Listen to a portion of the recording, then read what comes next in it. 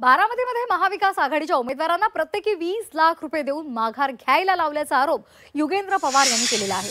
अजित पवारांचे 8 उमेदवार बिनविरोध झाल्यानंतर युगेंद्र पवार यांनी आरोप केलेला आहे। एवढा पैसा 5 वर्ष काम केल्यावर सुद्धा मिळणार नाही आणि त्यामुळे उमेदवारांनी माघार घेतल्याचा दावा युगेंद्र पवार यांनी केला। बारामतीमध्ये नगर परिषद निवडणुकीमध्ये पैशांचा खेळ झाल्याचा आरोप त्यांनी केलाय। युगेंद्र पवारांच्या या आरोपामुळे बारामतीमध्ये काका विरुद्ध पुतळ्या असं चित्र पुन्हा एकदा पाहायला मिळण्याची शक्यता आहे।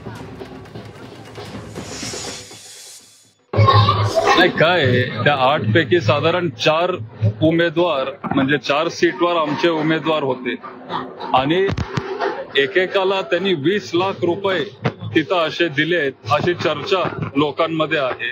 आमचे उमेदवार सगळे सामान्य घरातले सगळे कष्ट करणारे उमेदवार आहेत। त्यांच्या 10 वर्ष जर त्यांनी काम केलं तरी 20 लाख रुपये त्यांना कमवता येणार नाही।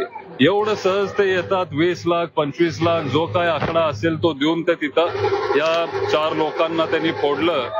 त्यापैकी एक आणि दोन उमेदवार नवीनच आमच्याकडे आलेले, ते पूर्वी पक्षामध्ये नव्हते, पक्षाचं काम ते करत नव्हते। त्यांनी आम्हाला सांगितलं की तुम्ही जर आम्हाला संधी दिली तर मग आम्ही चांगलं काम करून दाखवू।